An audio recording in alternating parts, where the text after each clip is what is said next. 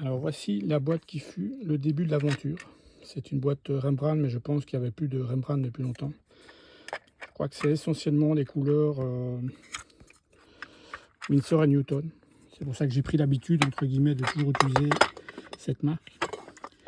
En fait, c'est une boîte que j'avais trouvée dans le grenier je dirais, ouais, il y a au moins 30 ans. Et donc, de manière très laborieuse, j'ai tenté de faire de l'aquarelle, enfin, ce que je pensais, moi, être de l'aquarelle. Et à l'époque, j'avais pas du tout la moindre idée des qualités de l'aquarelle, de la spécificité de l'aquarelle, parce que j'ai pas fait de formation à la base. Et j'essayais de faire de l'aquarelle en rajoutant de l'eau, et c'était pas forcément ça qu'il fallait faire au départ. C'était déjà analyser ce qu'on avait dans la boîte, et je ne le savais pas vu que c'était une boîte que je n'avais pas fait. Je n'ai pas acheté les godets, je les ai pas placés, donc j'ai mis très longtemps avant de me rendre compte qu'en fait, il n'y a que des couleurs opaques, quasiment dedans. Il n'y a pas de couleurs transparentes.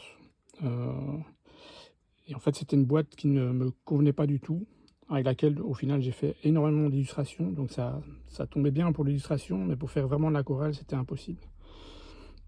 Et donc, à un moment, je me suis vraiment découragé, parce que j'arrivais pas à comprendre pourquoi j'avais pas cette transparence, j'avais pas compris non plus le système de mélange, des mélanges qui apparaissent dans les lavis, etc. Parce que bon, quand on n'a pas fait de formation, c'est très compliqué.